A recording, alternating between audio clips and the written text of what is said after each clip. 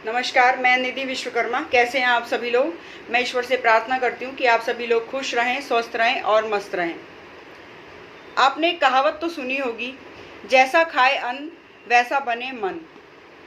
आज मैं आपको इससे कुछ अलग बताऊंगी। जैसा बनाएंगे अन्न और जैसे खिलाएंगे अन्न वैसा बनेगा मन। इस बात को आगे बढ़ाते हैं, चर्चा शुरू करते हैं।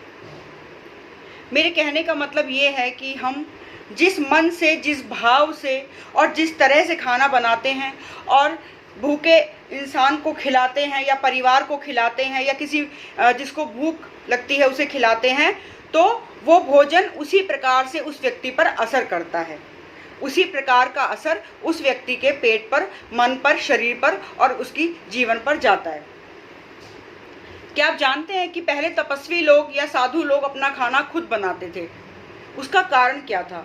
उसका कारण यही था कि वो जिस मन और भाव से अपना भोजन बनाते थे, उस भोजन का वैसा ही असर उनके शरीर और उनके मन और उनकी सोच पर पड़ता था। हम सभी लोग कहते हैं माँ के हाथ का बना हुआ खाना बहुत ही स्वादिष्ट होता है और हम सभी को माँ के हाथ का खाना बहुत अच्छा लगता है और उससे एक अलग प्रकार की तृप्ति होती है। ऐसा लगता है कि थोड़े से भोजन से ही हमारा पेट भर गया। जबकि इसके विपरीत जब हम कहीं बाहर जाकर भोजन करते हैं, किसी होटल में खाना खाते हैं या कहीं और हम लोग खाने को खरीद के खाते हैं, तो हमें वो तृप्ति का एहसास नहीं होता, चाहे वो भोजन कितना ही स्वादिष्ट क्यों ना हो। ऐसा क्यों होता है?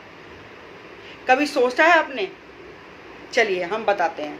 मैं बताती हूँ आपको कि ऐसा क्यों होता है। माँ जब भोजन बनाती है तो उसके मन में भाव होता है अपने बच्चे की सेहत का। उसकी सेहत अच्छी रहे, उसका शरीर अच्छा रहे, उसका मन अच्छा रहे, उसकी सोच अच्छी रहे, खाना साफ सुथरा और स्वादिष्ट हो, और सबसे बड़ी बात उसके खाना बनाने में उसकी जो ममता होती है, वो ममता अपने आप उस भोजन में उतर जाती है। और जब हम उस भोजन को खाते हैं तो वो सारे भाव हमें महसूस होते हैं, इसीलिए हमें तृप्ति का एहसास होता है। इसके विपरीत जब हम बाहर खाना खाने जाते हैं तो वो भोजन बिकने के लिए ही बना होता है। वो प्रोफेशनल तरीके से बना होता है कि लोग आए, खाएं, ख़त्म हो और हम अपने घर चले जाएं। तो उसके पीछे भाव होता है भोजन को निपटाने का, ख़त्म करने का या बेचने का। तो उस भोजन से इसीलिए हमें कभी तृप्ति नहीं होती। हमारा पेट जरूर भर जाता है, लेकिन हमें कभी वो स्वाद क्यों नहीं आता जो माँ के हाथ के भोजन में आता है। तो भोजन बनाते समय हमें कुछ चीज़ों का ध्यान रखना चाहिए और कुछ चीज़ों की हमें सोचने की बहुत ज़्यादा आवश्यकता है। जब भी आपका मन खराब हो तो आप भोजन ना बनाएं।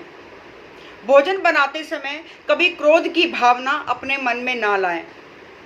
यदि आपके मन में कोई दुविचार चल रहा है या किसी प्रकार की कोई चिंता है, उस समय भोजन ना बनाएं।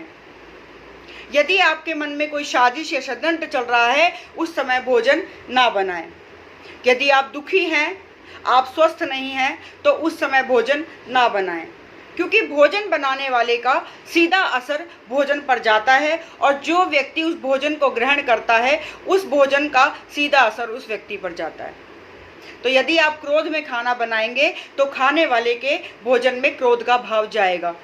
यदि आप दुख से खाना बनाएंगे, रोकर खाना बनाएंगे या आप अस्वस्थ रूप में खाना बनाएंगे, तो उसका असर खाने वाले पर जाएगा। तो हमें किस बातों पर ध्यान रखना चाहिए? सबसे पहले जहां हम भोजन बनाए वो स्थल साफ सुथरा होना चाहिए, क्योंकि अगर वो साफ सुथरा होगा तो आपका मन अपने आप ही प्रफुल्लित रहेगा, अपने आप ही खुश मिजाज रहेगा। दूसरी बात, हमारे मन में ये भाव होना चाहिए कि हम जो भोजन बना रहे हैं, उस भोजन को खाने वाले को तृप्ति का एहसास हो, उसे खुशी मिले, तो अपने आप ही भोजन उस तरीके से बनने लगता है। तीसरी बात, भोजन बनाते समय मन में प्रेम के भाव हो, समर्पण के भाव हो और भोजन में अच्छा स्वाद आए, इस चीज़ का हमें ध्यान रखना चाहिए। तो हम गृहिणी जिस प्रकार से, जिस मन से भोजन बनाएंगी, वो भोजन हमारे परिवार को उसी रूप में लगेगा। तो कभी भी द्वेष भाव में भोजन ना बनाएं, इससे अच्छा है कि आप मना कर दें कि आज मैं भोजन नहीं बना पाऊंगी, या अपने आप को नॉर्मल करने के बाद, संतुलित करने के बाद और खुश मिजाज होकर ही हमेशा भोजन बनाएं। मुझे उम्मीद है कि आपको मेरी बात अच्छी लगी होगी, मैं अपनी बात आप तक पहुंचा पाई होंगी। अगर आपको मेरी ये बात अच्छी लगी तो कृपया कमेंट बॉक्स में ज़रूर बताएं और मेरे चैनल को सब्सक्राइब करें। बहुत बहुत धन्यवाद। जय हिंद, जय भारत।